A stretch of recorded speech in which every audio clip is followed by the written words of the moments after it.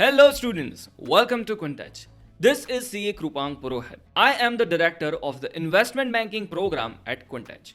We have placed countless students in the field of core finance with the help of our closely known network of 200 plus recruiters. इस video में हम बात करने वाले हैं कि what is exactly private equity. So इस video को हम 3 पार्ट्स में डिवाइड करेंगे.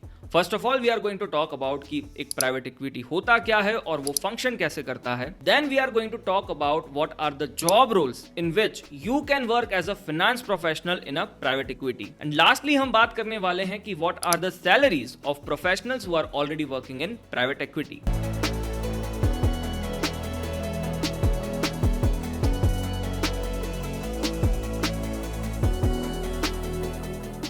तो सबसे पहले समझते हैं what is private equity. See, a private equity firm is basically a firm which is going to raise funds from investors.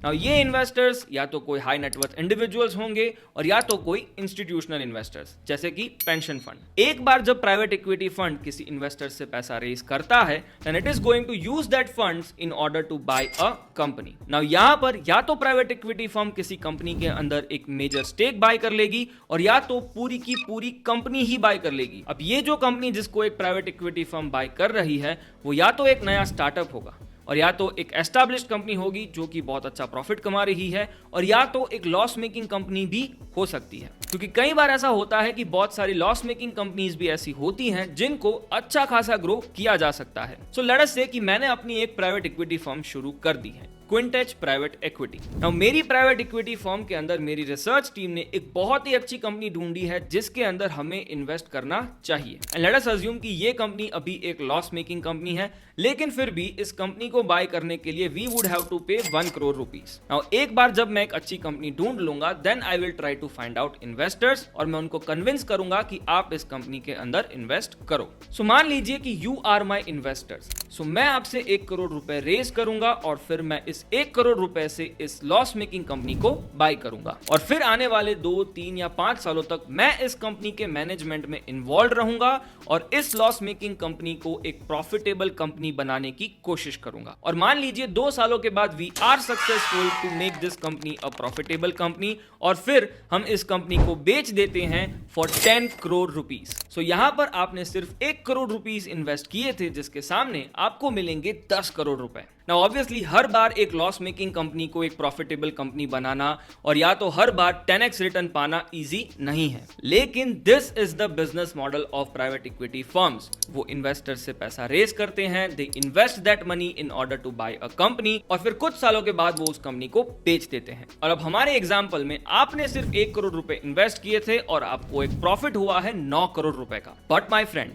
No good thing in this world is for free. और यहां पर as a private equity firm मैं आपसे कुछ fees charge करूंगा. सबसे पहली fees होगी द मैनेजमेंट फीस. एक प्राइवेट इक्विटी फर्म अपने इन्वेस्टर्स को एक फिक्स्ड मैनेजमेंट फीस चार्ज करती है. ये फीस जनरली 2 to 3% होती है पर एनम. सो लेट अस से कि मैं आपको चार्ज कर रहा हूं a management fees of 2% per annum. So for these 2 years आपको मुझे टोटल फीस पे करनी पड़ेगी 4 lakh rupees. Fees number 2, the performance fees. Now this is the main source of revenue for the private equity firm. ये fees private equity firm सिर्फ तभी charge कर सकती हैं जब वो अपने इन्वेस्टर्स को कुछ प्रॉफिट बनाकर देते हैं. सी हर एक इन्वेस्टर का कुछ ना कुछ एक मिनिमम एक्सपेक्टेड रिटर्न होता है. सो मान लीजिए कि आपका मिनिमम एक्सपेक्टेड रिटर्न था 10% पर एनम. यानी कि अगर आप 1 करोड़ रुपए 2 सालों के लिए इन्वेस्टेड रखते हो तो you are expecting at least 20 lakh rupees out of your investment. लेकिन यहां पर आपको प्रॉफिट हुआ है 9 करोड़ रुपए का. सो यहां पर 8 crore 80 lakh rupees is something beyond your expectations. और ये जो बियॉन्ड योर एक्सपेक्टेशन वाला प्रॉफिट होता है, इस प्रॉफिट पे private equity firms are charging something around 20 to 30%. So let us say कि मैं आपको चार्ज कर रहा हूं 20% on the profits beyond your expectation. इस केस में आपको मुझे 8 करोड़ 80 लाख रुपीस के ऊपर 20% परफॉर्मेंस फीस पे करनी पड़ेगी. सो यहां पर आपको मुझे 1 करोड़ 76 लाख रुपीस की परफॉर्मेंस फीस पे करनी पड़ेगी. So ultimately you are paying me 2 fees. पहली management fees of 4 lakh rupees and the performance fees of 1 crore 76 lakh rupees. Total 1,80 lakh rupees. Now इसके अलावा भी प्राइवेट इक्विटी फर्म्स कुछ ना कुछ फीस चार्ज करती हैं, but these two are the main source of income of a private equity firm. So now let us jump to the second part of this video and now let us talk about what are the job roles in a private equity firm in which you can work as a finance professional. So सबसे पहला department आता है the due diligence department.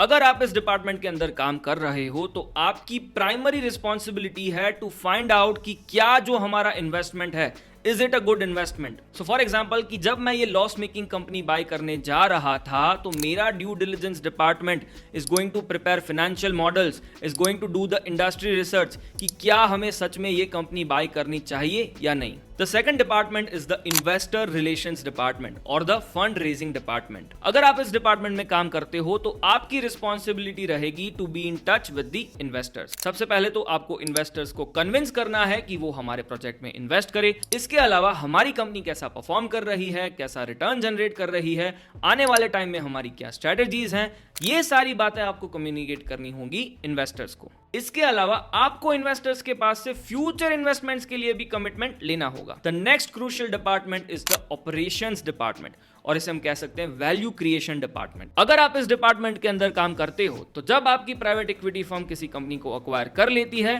तो आपकी responsibility रहेगी कि ये company के रेवेन्यूज हम कैसे इंक्रीज कर सकते हैं, इस कंपनी की कॉस्ट हम कैसे डिक्रीज कर सकते हैं, और इस कंपनी की ऑपरेशनल एफिशिएंसी को हम कैसे इंक्रीज कर सकते हैं। और अब हम बात करने वाले हैं the last department which is the exit strategy department. So अगर आप इस डिपार्टमेंट में काम कर रहे हो तो आपकी रिस्पॉन्सिबिलिटी होगी to figure out a exit strategy, यानी कि जिस भी कंपनी के अंदर प्राइवेट इक्विटी फर्म ने इन्वेस्टमेंट किया हुआ है उस कंपनी से हम अपना स्टेक कैसे बेच सकते हैं। सो आपकी रिस्पॉन्सिबिलिटी रहेगी कि आप इस इन्वेस्टमेंट वाली कंपनी को बेच दो, ईदर थ्रू आईपीओस और मर्जर्स और मे बी एक्विजिशंस और may be through a secondary buyout. So हमारे एग्जांपल के अंदर हम अपनी इस कंपनी को 10 करोड़ रुपए में बेच पाए क्योंकि the exit strategy department found out a good deal for us. And now let us come to the third part of this video which is the salaries of professionals working in private equity. Generally अगर आप किसी field के अंदर salaries के बारे में बात करते हो तो सैलरीज हमेशा एक रेंज के अंदर होती है। फॉर एग्जांपल 8 से 10 लाख या 10 से 12 लाख या 12 से 15 लाख। बट प्राइवेट इक्विटी के अंदर ये रेंज बहुत बड़ी है क्योंकि यहां पर एक फ्रेशर की सैलरी 15 लाख रुपीस से लेके 40 लाख रुपीस तक की भी हो सकती है। Now reason behind such a huge difference is the educational background. अगर आपने किसी टियर 1 एमबीए कॉलेज से एमबीए किया है, फॉर एग्जांपल आईआईएम अहमदाबाद, तो आपकी सैलरी एक हायर साइड पर हो सकती है। Now if you are someone who does not want to pursue an MBA but still want to enter into the field of finance, then you should check out our course on investment banking. Through this course हम आपको guide करेंगे कि कैसे आप भी finance की field में enter कर सकते हो। The link is in the description. So that is it for this video. If you have any questions please write them down in the comments below. See you in the next video. Till then take care, bye bye.